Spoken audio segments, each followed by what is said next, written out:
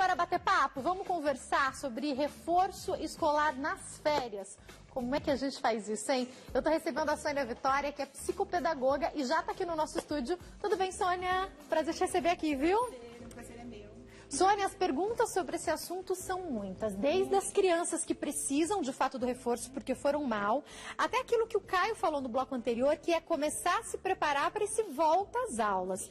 Queria que você explicasse para nós, férias tem que ser só para diversão? O ano inteiro pode ser de diversão e de estudo. Tudo é uma questão de organização do tempo, né? Então, a criança, né? A gente tem 3 tipos de público, de aluno que vai estudar nessas férias escolares, né? Que isso não tem jeito, né? Que são as crianças que não foram muito bem no primeiro semestre e que precisam agora revisar, porque o cérebro, ele precisa de continuidade, né? A gente aprende com a continuidade, então essa parada total, sabe, sem olhar um livro, sem fazer uma conta, depende da matéria, ela fica perdida depois, né? É uma parada muito grande, são 30 dias. Então, como que dá para conciliar, né? Como a família pode conciliar isso na vida? Então, isso dá, é organização do tempo mesmo, né? Então, a gente sabe que nas férias, às vezes, as crianças dormem muito, né? Dorme até meio-dia, quer compensar, vai dormir até tarde. Mas eu acho que isso pode ser 2 ou 3 vezes, no máximo, né? Depois, vamos começar, vamos fazer hoje uma dica. Hoje vamos cozinhar tal coisa. Então, pega a receita, vamos fazer junto. Né? Essa é uma boa dica para incentivar a leitura. Para interagir, né? Para interagir. Agora, a criança que necessita, o aluno que necessita de uma tutoria nesse mês de julho, ela vai ter que organizar o tempo dela, né? Então, ela vai olhar lá no calendário dela, vou acordar tal hora, então esse é o melhor horário para eu estudar, então eu vou dedicar 2 horas desse meu tempo estudando, e tem o dia inteiro, porque ela não tem mais a escola. É muita coisa, né? O dia inteiro, né? Muita coisa. Às vezes a gente passa quanto tempo no celular, que a gente nem percebe. Né? Então, é uma questão mesmo de organização do tempo, organização da rotina, né? A gente sabe que as crianças hoje, os adolescentes, eles se perdem muito nos celulares, nos jogos. Então, é tudo um controle, né? Não precisa ser um controle rígido, né? Estabelecer os momentos. Então, acordou? Vamos estudar, ou final da tarde, está combinado, 2 horinhas. Então, essa tutoria é muito importante durante esse mês de julho. E outra coisa que eu acho importante a gente falar também, Sônia, é que a gente está falando aqui das crianças, mas para os pais, e muitos tentam pegar as suas férias do trabalho nessa época para conciliar com as crianças. Para a gente, às vezes, é difícil se a gente pega uma rotina aí de 20 dias, acordando mais tarde, de um dia para o outro acordar cedo, fica muito difícil. A gente já tem que ir dando uma mudada, voltando para a rotina normal ali pelo menos uma semana antes. Senão a gente parece que volta mais cansado do que a gente saiu de férias. Imagina com as crianças, né? Sim, imagina com as crianças, né? Então, é aquela história igual horário de verão. Né? Vai se adaptando 15 dias antes. Isso para um aluno, uma pessoa que foi bem, né? Então, para ela ir voltando à rotina, ela precisa ir acordando no horário que ela acordava, entrando nessa rotina realmente para o cérebro voltar e não voltar tão cansada, porque às vezes as pessoas voltam das férias e falam, eu estou cansada ainda, né? Eu queria mais 2 meses de férias, é o que a gente mais ouve, eu precisaria de mais 1 ano de férias. Não foi suficiente, né? Não foi suficiente. Por quê? Porque é tudo uma questão de organização do tempo mesmo, da nossa rotina.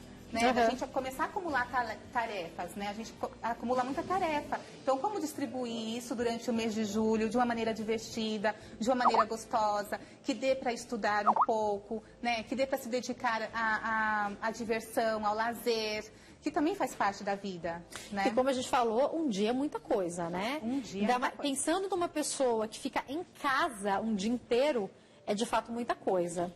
Eu queria que você explicasse um pouquinho pra gente, entender um pouco a questão da lição de casa. Por enquanto a gente está falando só dos alunos que foram bem, daqui a pouco a gente vai para aqueles que foram mal, estão precisando de ajuda mesmo. Mas pra gente poder entender, você é a favor da lição de casa nessas férias? Eu sou a favor da lição de casa nessas férias.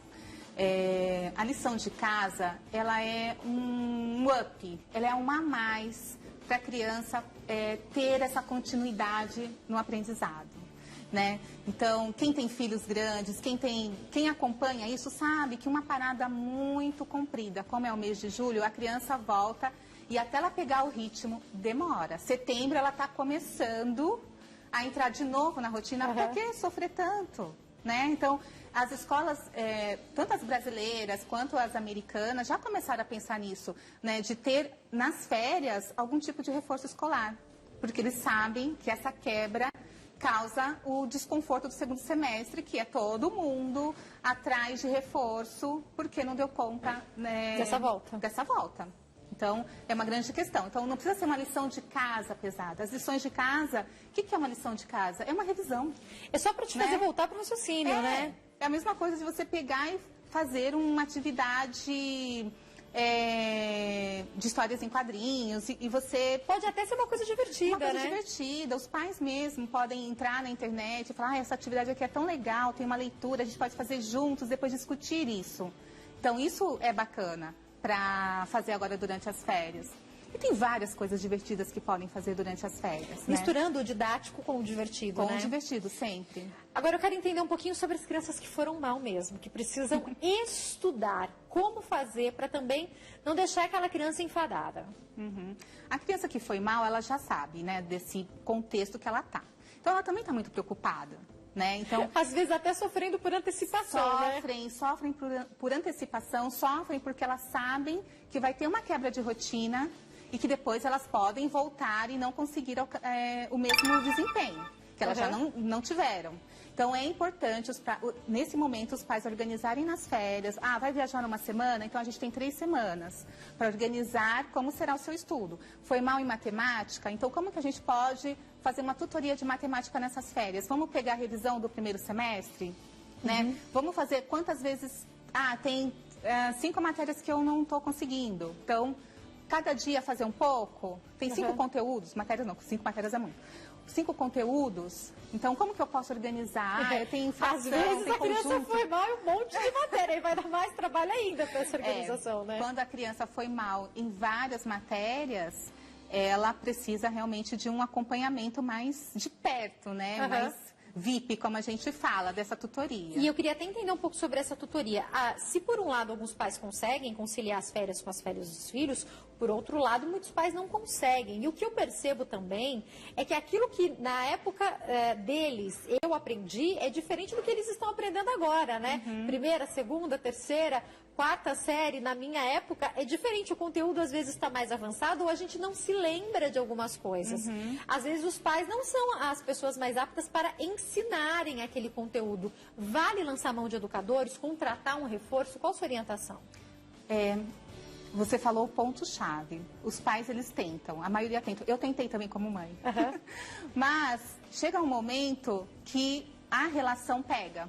Né? Porque aí você, às vezes, não tem a paciência necessária. Não é nem só o conteúdo, né? Você não é uma pessoa preparada, você não fez pedagogia, você não fez história, você não fez matemática, você já esqueceu, né? Porque a gente não tem essa continuidade de estudo, né? Como eles estão tendo. Então, vale a pena, sim, pelas nossas experiências, investir em uma tutoria, em uma pessoa bacana, que vá lá, que vai orientar, que fique lá 2 horas, porque também fica tão organizado e a mãe sente um alívio nesse momento. Porque chega alguém que vai lá ficar com seu filho, uma pessoa bacana, orientando, ajudando, e o cara aprendendo feliz. E essas crianças que tiveram um desempenho não tão bom no primeiro semestre,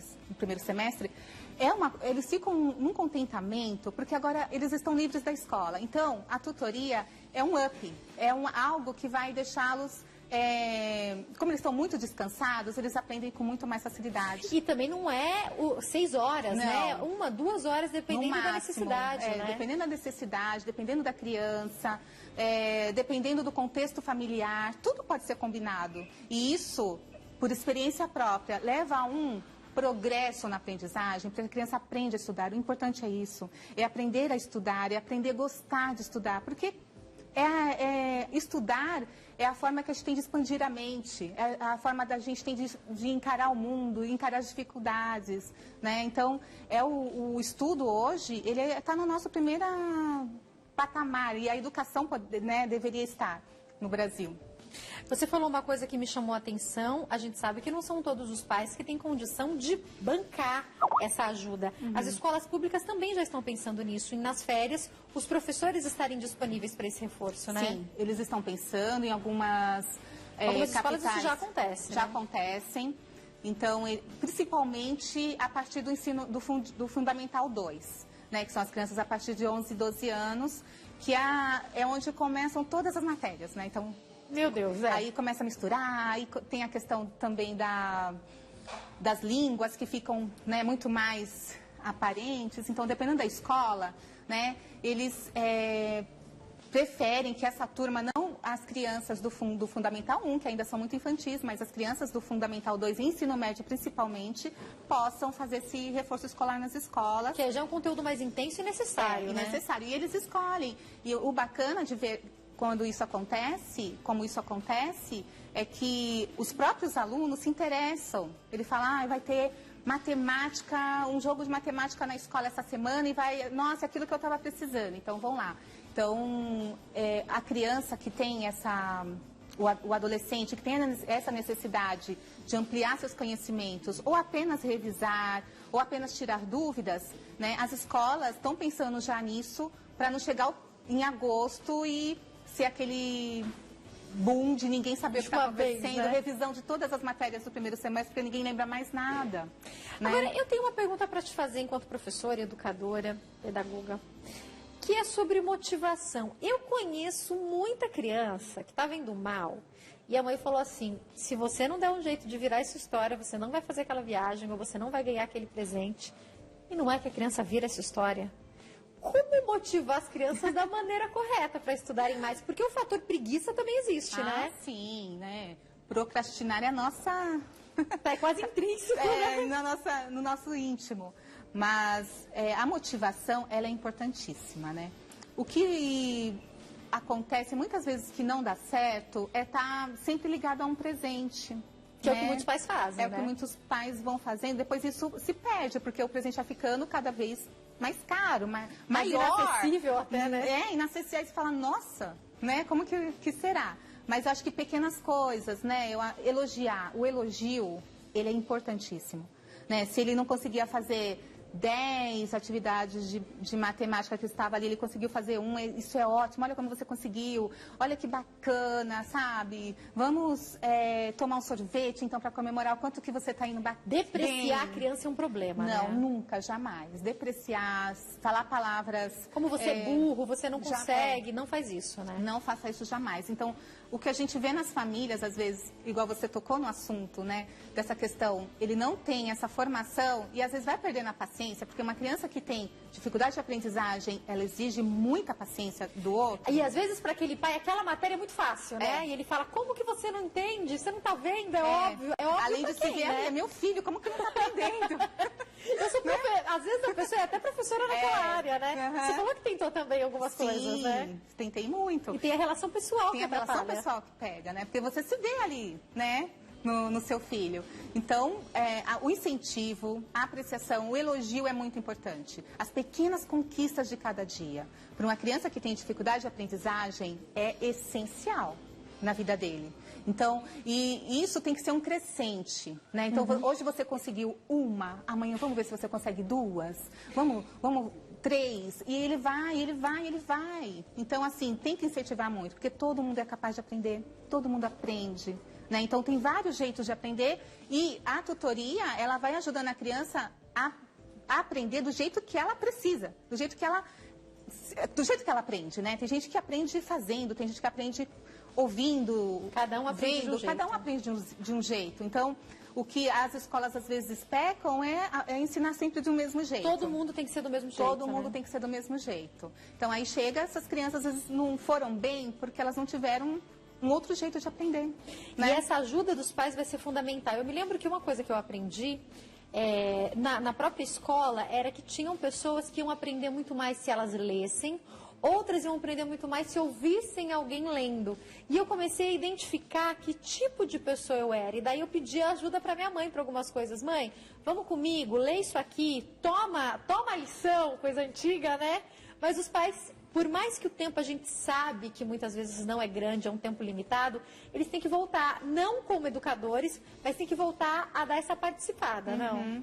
Essa participação efetiva, isso, de não como afetividade. Os professores, mas com esse amor, com esse carinho, amor, pelo menos um pouquinho, principalmente essa palavra, com esse carinho, porque quem está passando por uma dificuldade de aprendizagem já está sofrendo muito. Então, tem que ter muito carinho, muito amor com essa criança. E eu não falo disso, que educação não, é você se dedicar com amor e você ter essa empatia, né, com a criança. Essa empatia pela causa, né? Então, dá aquele contexto, você é capaz, você consegue, vamos lá, não foi hoje, mas será amanhã. Então, essas férias de julho é um potencial de aprendizagem para essa criança, porque ela está livre da escola nesse sentido. E ela pode ali, junto na tutoria, né, rever conceitos, revisar coisas e até ela dar aqueles insights, né? Nossa, era só isso. Era só para fazer isso. Eu só errei esse sinal.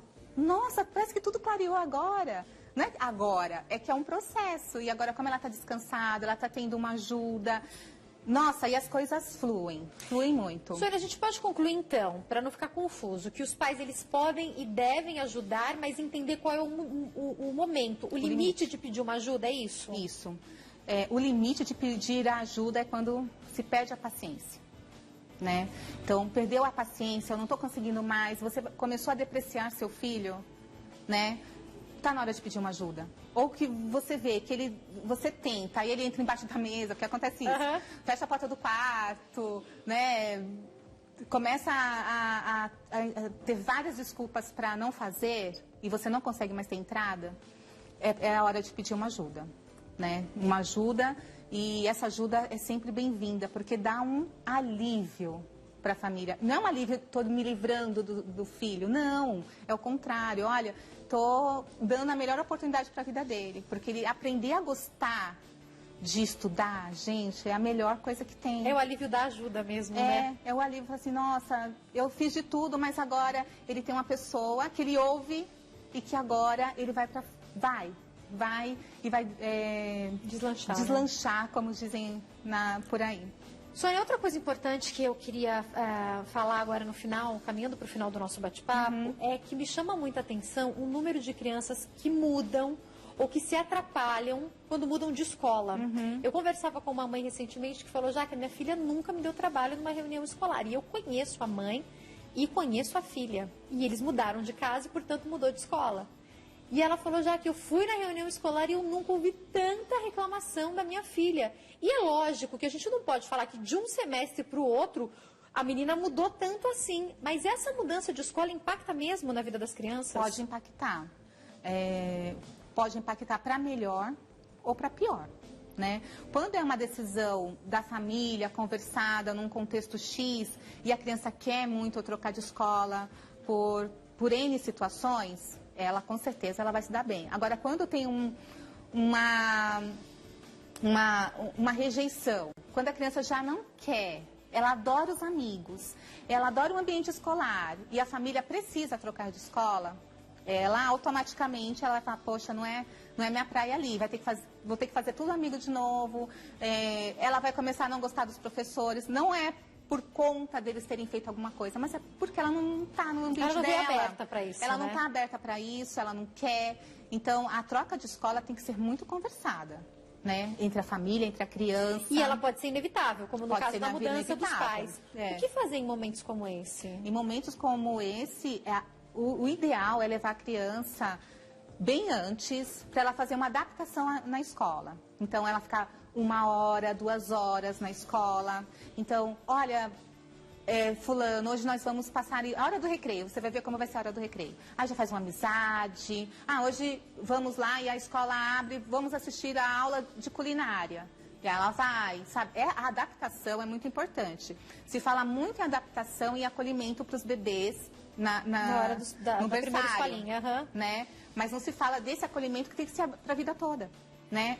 Então, inclusive para os adolescentes, né? Inclusive para os adolescentes, porque eles vivem em bandinhos, né? Então, separar isso tem que ser com muita conversa e muita adaptação.